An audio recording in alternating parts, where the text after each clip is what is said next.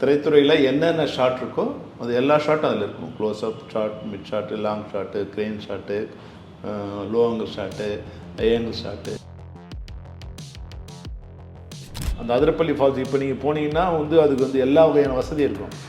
அப்போ எந்த வசதியுமே கிடையாது. அது ஒரு காடு, மனிதர்களே அங்கே இருக்க மாட்டாங்க. ஒரே ஒரு டீ கடை அந்த முனையில் இருக்கும். அவனும் சீக்கிரம் மூடிட்டு போயிடுவோம். மனிதர்களே இல்லாத ஒரு இடம் நாங்கள் தோன்றுவோம். அதுக்குள்ளே அந்த கிரேனை இறக்கி, லைட்டை இறக்கி, கேபிள் லைனை கொடுத்து, கீழே ஜென்ரேட்டர் வராது. அவங்க எங்கேயோ இருக்கும் ஜென்ரேட்டர், கேபிளை சுற்றி ஃபாரஸ்ட்டுக்குள்ளே விலங்கு மாதிரி தான் அவங்க வருவோம். எதை பற்றியும் பயப்பட மாட்டாங்க. ஓகே, பெரிய ஹீரோ வேணும், பெரிய டைரக்டர் வேணும், பெரிய ஹீரோயின் வேணும், பெரிய கேமராமேன் வேணும், பெரிய ப்ரொடியூசர் வேணும். விஜயகாந்த் எனக்கு ஒரு கதை பண்ணுப்பா, எவ்வளோ பட்ஜெட்டு, அதில் சிம்பிளாக பண்ணிக்கலாம். கீழே நடக்க முடியாது. கீழே புஷ்ஷு, ஃபாரஸ்ட், அவங்க தெரியுமா அதிரப்பள்ளி ஃபாரஸ்ட் எப்படி இருக்கும்னு, ஒரு மாதிரி ராக்கியாகவும் புஷ்ஷியாகவும் இருக்கும். அப்படி வந்துட்டு இருக்கும்போது என்னாச்சு, இந்த ஒரு கையில் அவர் இப்படி கன்னை வச்சுட்டு வரணும். நீங்கள் ட்ரெய்லர்லேயே அந்த ஷாட் இருக்கும். கன் வச்சுட்டு ஷூட் பண்ணிட்டே வரணும். ஒரு கையில் தான் பிடிக்க முடியும் கையில். வரும்போது ஷூட் பண்ணுற போது 2 கையில் ஷூட் பண்ணும்போது இது இறந்துடுச்சு. இந்த கையில் இறந்துடுச்சு. இது 20 to 30 feet, மினிமம் 20 feet இருக்கும். 30 feet வரைக்கும் இருக்கலாம் வச்சுங்களேன். அங்கேருந்து அப்படியே விழுந்தார். விழுந்த உடனே அவர் அதெல்லாம் அப்போ தான் கடவுள் இருக்கார் நம்பணும். இவ்வளோ பெரிய ராக் இங்கே இருக்குது. இந்த கயிறு இப்படி இருந்தால் இந்த ராக் மேலே விழுந்திருப்பார்.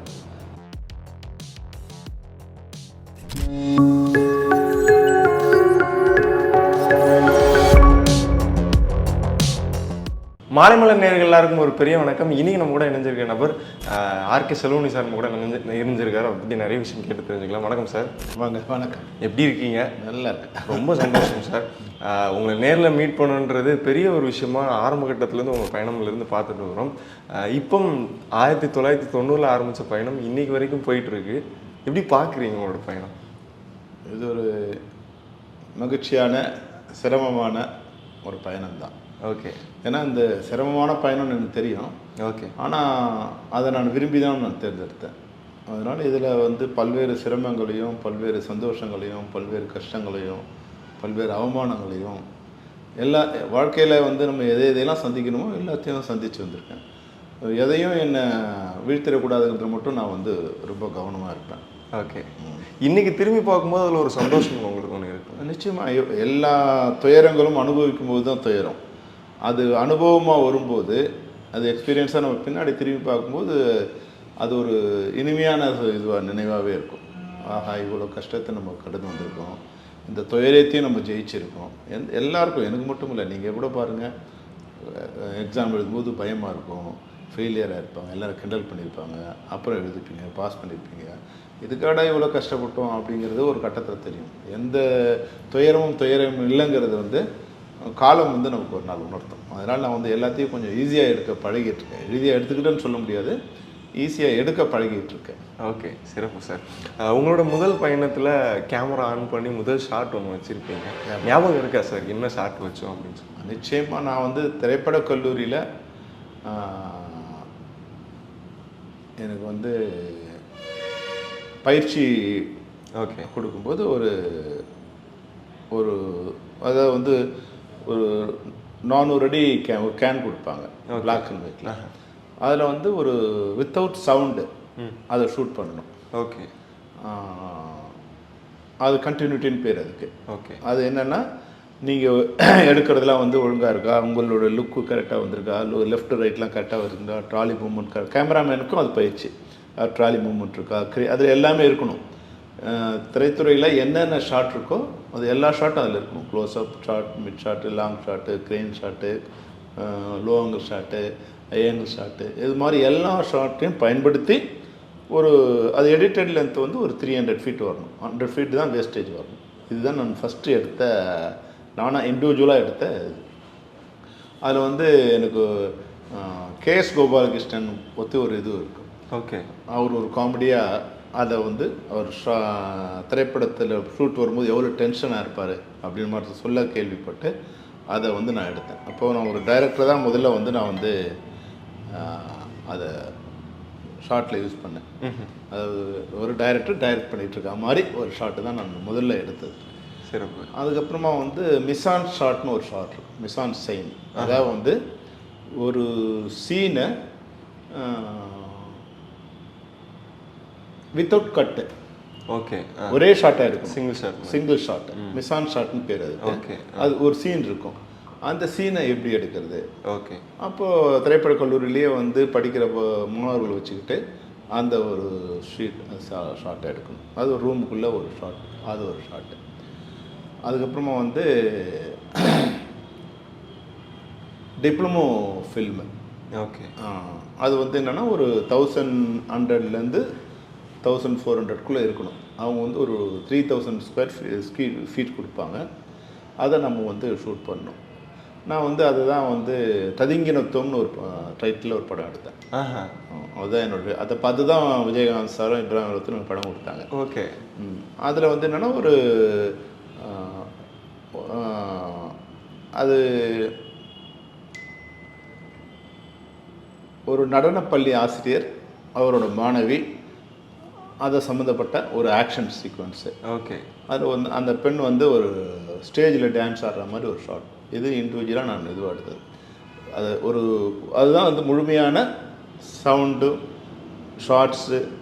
ஈவன் நான் அதில் அவங்க பிளாக் அண்ட் ஒயிட் தான் கொடுத்தாங்க. நான் வெளியே கொஞ்சம், அப்போ நான் மணிவண்ணன் சார்கிட்ட உதவியாளர்கிட்ட இருக்கேன், அங்கேருந்து கொஞ்சம் கலர் ஃபில்ம் எடுத்துகிட்டு போய் அதை ஷூட் பண்ணேன். எல்லாமே இணைந்த சவுண்டு, மியூசிக், இது எல்லாம் மிக்சிங் எல்லாம் சேர்ந்து இணைந்த திரைப்படம் என்ன இருக்கோ அது ஒரு ஷார்ட் ஃபில்மாக அதை எடுத்தோம். அதுதான் என்னோடய முதல் ஷார்ட் ஃபில்ம். Okay, okay. அதுக்கப்புறம் வந்து விஜயகாந்த் சார்கிட்ட, அதுக்கு முன்னாடி வந்து நான் வந்து நிறைய வந்து மணிவண்ண சாரை வந்து எங்கிட்ட ஹேண்ட் ஓவர் பண்ணுவார். ஃபைட் சீக்வன்ஸு, சாங் சீக்வன்ஸு, அது மாதிரி சில சமயம் வந்து அவர் வந்து சின்னத்தம்பி பெரிய தம்பி படம் வந்து கிளைமேக்ஸ்க்கு முன்னாடி அவர் வந்து ஃபாரின் போக வேண்டியதாகிடுச்சு. பட் ரீரெக்கார்ட் ரிலீஸ் பண்ணாங்க. ஒரு 2 days பேட்ச் ஒர்க்கு நானே இண்டிவிஜுவலாக பண்ணியிருக்கேன். நதியா, பிரபு சார், சத்யராஜ் சார், இவங்களாம் வச்சுக்கிட்டு அது தனியாக. பட் வந்து பேனர் வந்து மணிவண்ணன் சார் வருவாங்க. நான் வந்து இயக்குனராய் முதல் ஷாட் எடுக்கிறது வந்து இதுதான் இதுக்கு தான் வந்து சாங்கு புலன் விசாரணையில் விஜயவாணி ஸ்டுடியோ, அதுதான் ஏஷியாவில் மிகப்பெரிய ஸ்டுடியோ. ஓகே, அதில் வந்து 500 junior artist, 100 dancers, 50 fighters, okay, Vijayakanth sir, Kuyili, இவங்க எல்லாரும் வச்சு அதை ஸ்டார்ட் பண்ணோம். சாங் வந்து அதில் விஜயகாந்த் சார் ஆடலை, இருந்தாலும் வந்து சென்டிமெண்ட்டாக ஒரு க்ளோஸ்அப்ஸ் வந்து விஜயகாந்த் சார் வந்து அந்த ஒரு வேனிஷிங் பிளைண்ட் மாதிரி ஒரு இது வச்சுருந்தேன். அதை வந்து அதை ஓப்பன் பண்ணி அந்த பிளைண்டுக்குள்ளேருந்து ஒரு ஐஸ் மட்டும் பார்க்குற மாதிரி ஒரு ஷாட் எடுத்தேன். இதுதான் டைரக்டராக முதல் திரைப்படத்துறையில் நான் எடுத்த முதல் ஷாட். சிறப்பு, சிறப்பு சார். இப்போ தமிழ் சினிமா எடுத்து பார்க்கும்போதும் சமீபத்தில் நிறைய படங்கள் ரீரிலீஸ்ன்ற ஒரு பேட்டர்ன் கிரியேட் பண்ணி அதுலேயே நிறைய கலெக்ஷன் வர விஷயங்கள் இருந்துச்சு. கேப்டன் பிரபாகரன்ற மாதிரி ஒரு அருமையான திரைப்படத்தை ரீரிலீஸ் பண்ணுறீங்கன்ற போது ஒரு சந்தோஷமாக இருக்கும்ல. இப்போ நம்ம பண்ண படம் திருப்பியும் இப்போ இருக்க ஆடியன்ஸ் கிட்ட போய் இந்த படத்தை தேட்டர் வழியாக சேர்க்க போகிறோம் அப்படின்னும் போது ஒரு சந்தோஷம் இருக்குல்ல, என்ன மாதிரி இருக்கும்? இது வந்து ஒரு மிகப்பெரிய சந்தோஷம். ரிலீஸ் ஆகும்போது என்ன சந்தோஷம் வருதோ அந்த சந்தோஷம். ஏன்னா முன்னாடி வந்து சாதாரணம், ரீரிலீஸுங்கிறது சாதாரணம். எப்பவுமே வந்து ரிலீஸ்க்கு என்ன பண்ணுவாங்க, டிஸ்ட்ரிபியூஷன் கொடுக்கும்போது 5 years தான் கொடுப்பாங்க. அப்போ 5 years முடிஞ்சோன்னு மறுபடியும் ரீரிலீஸ் பண்ணுவாங்க. அது வழக்கமான ஒன்று, எல்லா படமே ரீரிலீஸ் ஆகும் 5 years. ஆனால் இப்போ வந்து என்னென்னா வந்து அந்த ரீரிலீஸ் கல்ச்சர் முடிஞ்சிடுச்சுன்னா வேணுங்கிறவங்க வந்து ஓடிடிலேயோ இல்லை தேட்டர்லேயோ பார்த்துட்றாங்க. இப்போ வந்து மிகச்சிறந்த படங்களை தான் இப்போ ரீரிலீஸ் பண்ண முடியும். ஏன்னா அதுக்காக வந்து நமக்கு வந்து ஒரு சில கோடிகள் வரைக்கும் செலவாகும். அப்போ அது ஒர்த்தபுளான்னு பார்ப்பாங்க. இப்போ அந்த கலெக்ஷன் வருமா மறுபடியும் அப்படின்னு பார்ப்பாங்க. எல்லாத்தையும் இப்போ ஃபிலிமில் இருந்திருக்கும், டிஜிட்டலைஸ் பண்ணுறதுக்கெலாம் செலவாகும், பப்ளிசிட்டி பண்ண செலவாகும், இதெல்லாம் வருமானம். அப்போ என்னென்னா மிகச்சிறந்த படங்களை தான் பண்ண முடியும். அது மாதிரி இப்போ வந்து இந்த படத்தை அவங்க தேர்ந்தெடுத்து கொண்டிருக்காங்க. உண்மையிலே 34 வருஷம் கழிச்சு இது ரிலீஸ் ஆகுது. போன வாரம் நான் வந்து அதுக்கான ஆடியோ ரிலீஸ் பண்ணியிருந்தேன். உண்மையாக பார்த்தவங்க எல்லாரும் வந்து பிரம்மாண்டமாக இருக்குது, இது இப்போ எடுத்த மாதிரி இருக்குது அப்படின்னு சொன்னாங்க. அந்த வகையில் எனக்கு ரொம்ப சந்தோஷம் தான். ஓகே, எங்களுக்கு அது பார்க்கும்போதும் ஒரு புது படத்தோட ஆடியோ லான்ச் நடக்கிற மாதிரி ஒரு நிச்சயமாக அந்த படம் வரும்போது நீங்கள் பிறந்திருக்க மாட்டீங்கன்னு நினைக்கிறேன். கண்டிப்பாக இல்லையா? நீங்கள் எந்த வருஷம் பிறந்தீங்க? 2000 சார். 2000. இந்த படம் 91ல் ரிலீஸ் ஆச்சு. அப்போ நீங்கள் பிறக்கிறதுக்கு ஒரு டெக்கேட் முன்னாடி ரிலீஸ் ஆன படம். நீங்கள் தேட்டரில் நிச்சயமாக பார்த்துருக்கீங்க. கண்டிப்பாக நீங்கள் ஏதாவது ஓடிடியில் ஏதாவது பார்த்துருக்கலாம். ஆனால் இந்த திரைப்படம் தேட்டரில் தான் பார்க்கணும். அது மாதிரியான படம். அதனால் நிச்சயமாக இந்த படம் மிக பிரம்மாண்டமாக இருக்கும். இப்போ நிறைய பேர் எனக்கு வந்து நிறைய தியேட்டர்ஸ் வந்து ஃபோன் பண்ணி சார் நீங்கள் ஓப்பனிங் வரணும். நான் ஏதோ இப்போ தான் புது படம் வந்து இப்போ ஓகே கூலியோ ஜெயிலரோ இல்லை விக்ரமோ ரிலீஸ் பண்ணுற மாதிரி வந்து கொஞ்சம் கூச்சமாக வேறு இருந்தது சார். இந்த செகண்ட் ரிலீஸ் இல்லை சார் எங்களுக்கு வந்து ரொம்ப இதுவாக இருக்குது நீங்கள் நிச்சயம் அது மாதிரி வந்து ஒரு சந்தோஷத்தை கொடுக்குது. எப்பவுமே நம்மளுடைய திரைப்படங்கள் நம்மளுடைய கலைப்படைப்புகள் வந்து மக்கள்கிட்ட அங்கீகாரம் பெறும்போது அதனுடைய சந்தோஷம் வந்து எல்லா சிரமங்களையும் எல்லா கஷ்டங்களையும் தவிர்த்துரும். ஓகே, அந்த வகையில் இது எனக்கு பெரிய சந்தோஷம் தான். ஓகே, நான் ரொம்ப ஈகராக வெயிட் பண்ணிட்டு இருக்கேன் சார் இந்த படத்தை. நீங்கள் மட்டும் இல்லை, நிச்சயமாக வந்து ஈவன் தெலுங்குலேருந்து ஃபோன் பண்ணாங்க, இன்டர்நேஷ்னலாக வந்து லண்டன்லேருந்து ஃபோன் சார் இது பண்ண எஃப்எம்எஸ் கூட ரிலீஸ் பண்ணுங்க அப்படின்னு வந்து மலேசியா சிங்கப்பூரில் என் நண்பர்கள் வந்து நீங்கள் தேட்டரில் நாங்கள் மறுபடியும் பார்க்கணும், எங்கள் பசங்களோட அந்த படத்தை பார்க்கணும். நீங்கள் நம்புங்க, ஒரு அம்மா வந்து அவங்களுக்கு 70-75 வயசு இருக்கும். அவங்க வந்து ஒரு நான் போயிட்டு இருக்கும்போது வந்து கமலா தேட்டில் வந்து முடிச்சுட்டு வரும்போது தம்பி இடம் எப்போ இது மாதிரி அர்த்தம் தம்பி நான் முதல் நாள் ஷோ பார்க்கணும்.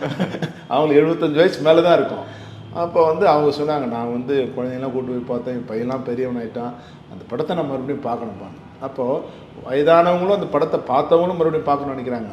இப்போ வந்து சரி மறுபடியும் இது வந்து 2K கிட்ஸுங்கிறாங்க, அவங்களாம் இந்த படம் எப்படி இருக்கும் அப்படின்னு நினச்சேன். இப்போது வந்து என்னோட பையனோட பசங்க படிக்கிறவங்க அவங்களோட நண்பர்கள் அங்கிள் படம் எப்போ வருது அங்கிள் நான் பார்க்கணும் அந்த படத்தை அப்படிங்கிற போது ஒரு சந்தோஷம் தான். நிச்சயமாக இந்த படம் இப்போ எடுக்கிற எல்லா படத்துக்கும் வந்து பதில் சொல்லணும், இல்லை வந்து அவங்களுக்கு சமமாக இருக்காமல் இருக்கும். அந்த இதுலேயும் வந்து நிச்சயமாக நாங்கள் 50 வருஷத்துக்கு பின்னாடி என்ன வருமோ அந்த அளவுக்கு தான் நாங்கள் அதை படத்தை எடுத்திருக்கேன். நான் அந்த வகையாக எனக்கு சொல்லுவேன். கண்டிப்பாக சார். தெரிய வரும்போது ஒரு ஒரு சின்ன பதட்டம் இருந்துச்சு. அப்படி வந்து அது திமிருன்னு சொல்கிறதா, ஓவர் கான்ஃபிடன்ஸ் சொல்கிறதா, இல்லை இளங்கன்ற பையன். இப்போ எனக்கு வந்து நான் ஷூட்டிங் ஆரம்பிக்கும் போது நான் டைரக்டர் ஆகும்போது 24 வயசு. அப்போ எனக்கு வந்து பெரிய பயம்லாம் இல்லை, எது மேலேயும் பெரிய ஆசை இல்லை, அதனால் வந்து பெரிய பயம் இல்லை. நிச்சயம் எப்படி இருந்தாலும் இந்த நம்ம கூட வெற்றி படங்கிற ஒரு இது நம்பிக்கை இருக்கும் இல்லையா எல்லாருக்கும். அதனால் வந்து எனக்கு பெரிய பயம் இல்லை. அதுவும் இல்லாமல் அந்த படம் வந்து டெஃபினட்டாக வந்து ஏன்னா எல்லாரோட உழைப்பு இருக்குது, அது அந்த உழைப்பு அசாதாரண உழைப்பு. அது விஜயகாந்த் சாராக இருக்கட்டும், ரம்யா கிருஷ்ணனாக இருக்கட்டும், மன்சூராக இருக்கட்டும், லானா இருக்கட்டும், ராஜராஜன் சாராக இருக்கட்டும், JKவாக இருக்கட்டும், இல்லை வந்து வசனகர்த்தா லியாகத் அலியானா இருக்கட்டும், அதில் ஒர்க் பண்ண என் assistant director, unit, light boys, அவங்க மாதிரி வந்து பாவம் கஷ்டப்பட்டவங்க உலகத்திலே இருக்க முடியாது. அந்த அதிரப்பள்ளி ஃபால்ஸ் இப்போ நீங்கள் போனீங்கன்னா வந்து அதுக்கு வந்து எல்லா வகையான வசதி இருக்கும். அப்போது எந்த வசதியுமே கிடையாது, அது ஒரு காடு. அது அந்த மனிதர்களே அங்கே இருக்க மாட்டாங்க. ஒரே ஒரு டீ கடை அந்த முனையில் இருக்கும், அவனும் சீக்கிரம் மூடிட்டு போயிடுவான். மனிதர்களே இல்லாத ஒரு இடம் நாங்கள் போகும்போது அதுக்குள்ளே அந்த கிரேனை இறக்கி லைட்டை இறக்கி கேபிள் லைனை கொடுத்து கீழே ஜென்ரேட்டர் வராது. அவங்க வந்து எங்கேயோ இருக்கும் ஜென்ரேட்டர், கேபிளை சுற்றி ஃபாரஸ்ட்டுக்குள்ளே வந்து விலங்கு மாதிரி தான் அவங்க வருவாங்க. வந்து இது மாதிரி அந்த டெக்னீஷியன்ஸு அவங்களோட ரத்தம் சிந்தி தான் வேலை செஞ்சாங்க. நிறைய பேர் ரத்தம் செஞ்சுருக்காங்க. அதனால் எல்லாரோட எங்களுக்கு வந்து அசாதாரணமான உழைப்பு. அதனால் இந்த வெற்றியை நிச்சயம் நாங்கள் நினச்சோம். அதனால் அந்த பயம்ங்கிறது எனக்கு அப்போ இல்லை. ஓகே, கேப்டன் அவர்களை நீங்கள் முதல்ல பார்த்த சந்திப்பு ஞாபகம் இருக்கு? எப்படி பார்த்தீங்க? அதாவது தூரத்துலேருந்து பார்க்கும்போது சின்ன சின்ன இதுவாக பார்க்கும்போது நான் மணிவண்ணன்ட்ட உதவியாளராக இருக்கும்போது உள்ளத்தில் நல்ல உள்ளங்கிற ஒரு படம். ஓகே, அதில் நான் ஒரு ஹீரோ, ராதா ஹீரோயின்னு, நான் வந்து உதவியாளர். ஓகே, பாண்டி பஜாரில் ஷூட்டிங் நடக்குது. ஓகே, அப்போ நான் போய் அவருக்கு அந்த டைலாக் சொல்கிறேன். அப்போது முதல் இது என்னென்னா அவர் வந்தோடனே அப்படி தோளில் கை போட்டுப்பார். தோளில் கை போட்டுன்னு நான் போய் அவர் இருக்கும் வச்சுக்கேன், தோளில் கை போட்டு நான் பேடர்னு இப்படி வச்சுட்டாருன்னா ரொம்ப க்ளோஸாக ஃப்ரெண்ட்ஸ் இருக்காங்கல்ல, அது மாதிரி தான் ஒரு கம்ஃபர்டபுளான நம்ம ஒரு சீனியராகவோ இல்லை வந்து நல்ல நண்பனாகவோ ஒரு காதலி மாதிரி கூட இருக்கும். நம்ம விஜயகாந்த்ங்கிறது ஒரு இது இருக்கும் இல்லையா, ஒரு நடிகர், பெரிய நடிகருங்க. அப்போது பெரிய நடிகர் இல்லையா அவர். ஆமாம். அப்போ நான் வந்து ஃபில்ம் இன்ஸ்டியூட்டில் படிச்சுட்டு இருக்கேன். நான் 3rd இயர் படிச்சுக்கிட்டு இருக்கேன். அவர்கிட்ட ஒர்க் பண்ணும்போது மணிவண்ணன் சார் ஒர்க் பண்ணும்போது நான் ஃபில்ம் இன்ஸ்டியூட் படிச்சுட்டே ஒர்க் பண்ணுறேன். அப்போ அது வந்து ரொம்ப சந்தோஷம். அப்படி தான் ஆடி வச்சு அவர் கோலில் அப்படி கை போட்டு இப்படி நான் அந்த பேடை பிடிச்சிட்டு இருப்பேன். அது அந்த விஷுவல் ஒன்று என் கண் முன்னாடி ஞாபகம். ரொம்ப ஒரு ஜீன்ஸ் பேண்ட் இருக்கும், ரொம்ப டைட்டாக ஒரு ஜீன்ஸ் பேண்ட் போட்டு ஒரு ஷர்ட் ஒரு இன் பண்ணிக்கிட்டு நான் இருப்பேன். எனக்கு முடியெல்லாம் அப்படி இருக்கும், அப்படி வந்து போட்டுன்னு அப்படி வச்சுருப்பார். அவர் இது வச்சுருப்பார் அந்த பேடை இப்படி வச்சுக்கிட்டாரு. என் கை இப்படி, நான் இங்கே இருக்கிறேன், இப்படி கையில் போட்டுக்கிட்டாரு, நான் இப்படி திரும்பிக்கிறேன், நான் இதில் பண்ணுறேன். ரொம்ப நாள் பழகணும். அப்போ தான் முதல் முறை மீட் பண்ணுறாரு. விஜயகாந்த் சாரோட மிகப்பெரிய இது என்னன்னா, பெரிய ஆள் பார்த்து பயப்பட மாட்டார், சின்ன ஆளுங்களை பார்த்து சிறுமையாக நினைக்க மாட்டார். எல்லாருக்கும் ஒரே வேல்யூ கொடுப்பார், எல்லாரையும் மனிதர்களாக ட்ரீட் பண்ணுவார். அதுதான் இன்னும் என் மனசில் ஏறக்குறைய அது வந்து 86 அது அந்த இது இப்போ ஏறக்குறைய 40 வருஷம் ஆயிடுச்சு. ஆனாலும் வந்து அவர் பேரை சொன்னால் என் கண்ணில் வந்து ஒரு ஈரம் வந்துடும், மனசில் ஒரு சந்தோஷமும் துக்கமும் வரும். ஒரு நல்ல நண்பன், நல்ல இது, நல்ல ஹீரோ, அவர் இல்லையங்கிற ஒரு கவலை, இப்படி ரெண்டும் சேர்ந்த மாதிரி வரும். நிறைய பேரோட ஒர்க் பண்ணியிருப்போம், ஆனால் இந்த நினைவு வர்றது விஜயகாந்த் சாருக்கு மட்டும்தான். ஓகே. 86ல் பார்த்தீங்க, அடுத்த 4 வருஷத்துல முதல் படம் 88ல் ஆரம்பிச்சிட்டேன். ஓகே, 88லே ஆரம்பிச்சு 88ல் ஷூட் ஆரம்பிச்சு. என்ன சொன்னார் அப்பவும் அசோசியேட்டாக நீங்கள் வந்து ஒர்க் பண்ணிட்டு இருந்த நேரத்தில் திருப்பி அவருக்கு வந்து அவர் எப்படின்னா த கிரேட்டஸ்ட் மேன், எதை பற்றியும் பயப்பட மாட்டார். ஓகே. பெரிய ஹீரோ வேணும், பெரிய டைரக்டர் வேணும், பெரிய ஹீரோயின் வேணும், பெரிய கேமராமேன் வேணும், பெரிய ப்ரொடியூசர் வேணும். விஜயகாந்த் எனக்கு ஒரு கதை பண்ணுப்பா, எவ்வளோ பட்ஜெட்டு, அதில் சிம்பிளாக பண்ணிடலாம். அது மாதிரி 50 கோடி வேணும், 100 கோடி வேணும், இல்லை 50 லட்சம் வேணும், 10 லட்சம் வேணும், அது எதுவுமே அவருக்கு இதில் படம் பண்ணணும், ஷூட்டிங் போகணும், அவ்வளோதான்.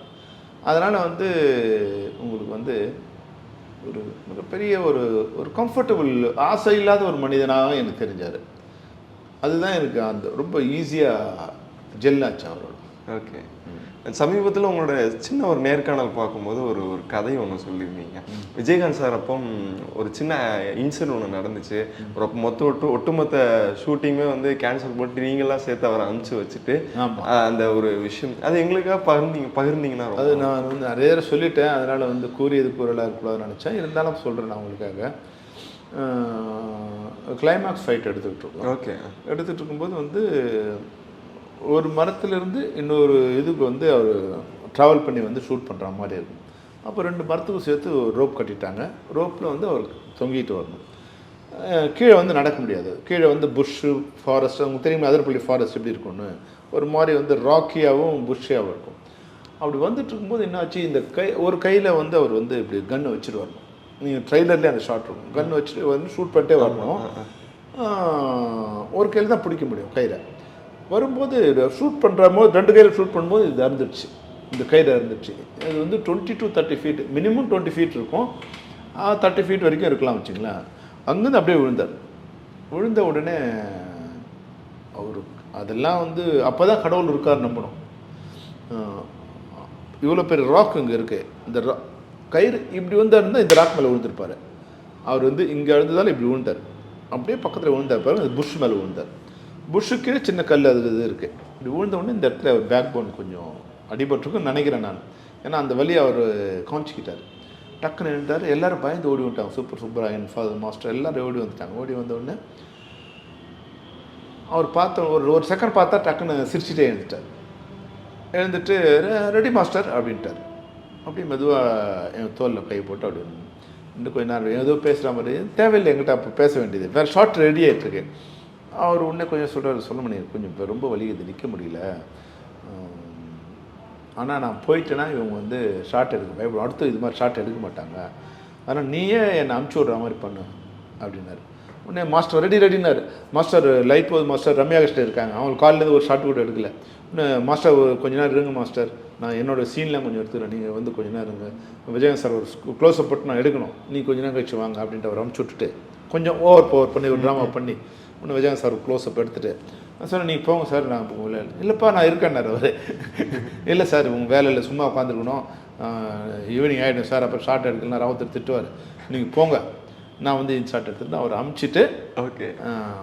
ஏன்னா அவர் என்ன சொன்னார்னா, எனக்கு அடிபட்டுடும், இது மாதிரி வந்து ரிஸ்கான் ஷாட் மறுபடியும் எடுக்க மாட்டார் சன் மாஸ்டர், பயப்படுவாங்க, இது வந்து ஆக்ஷன் தான் இதனோட மெயின் பேஸ் இந்த படத்தோடது, அப்போது அடுத்து நிறைய ஒர்க் பண்ண வேண்டியிருக்கு, அதனால் வந்து இந்த ரிஸ்க் ஷாட் எடுக்க மாட்டோம், அதெல்லாம் ஒன்றும் இல்லை அப்படின்னு சொல்லிட்டு அப்புறம் மறுநாளும் அவருக்கு நாங்கள் ஷாட் எடுக்கலை. மறுநாள் கூட நான் வேறு சீன் எடுக்கிறான்னு சொல்லி அவரை வந்து வேறு மன்சூர் அலிகான் ஒர்க் எடுக்க சொல்லிட்டேன், இவர் மாஸ்டரை எடுக்க சொல்லிட்டு அப்புறம் மறுநாள் வந்துட்டார், கேஷில் வந்துட்டார். ஓகே ஓகே கண்டிப்பாக சார். இந்த குறுகிய நேரத்தில் எங்களுக்காக நிறைய விஷயம் எங்களுக்காக பகிர்ந்துக்கிட்டீங்க, அதுக்கு ரொம்ப நன்றி சார். தொடர்ந்து இந்த படம் ரீரிலீஸ் பண்ணுறீங்க, இந்த படம் பெரிய வெற்றி பெறதுக்கு என்னோட சார்பாக ஒரு பெரிய வாழ்த்துக்கள். இந்த மாதிரி நிறைய இளைஞர்கள் வந்து இந்த படத்தை தேட்டரில் போய் பார்க்கணும் ரொம்ப ஆசைப்படுறோம். கண்டிப்பாக அது பெரிய சக்ஸஸாக மாறும் சார். அவங்களோட சக்ஸஸ் இன்னும் பெரிய லெவலுக்கு தொடர்றதுக்கு என்னோட சார்பாக மாலைமலை சார்பாக வாழ்த்துக்கள். ரொம்ப நன்றி சார். நன்றி நன்றி நன்றி. நான் உங்களுக்கும் மாலைமலர் தொலைக்காட்சிக்கும் அதனுடைய நேயர்களுக்கும் என்னுடைய நன்றி.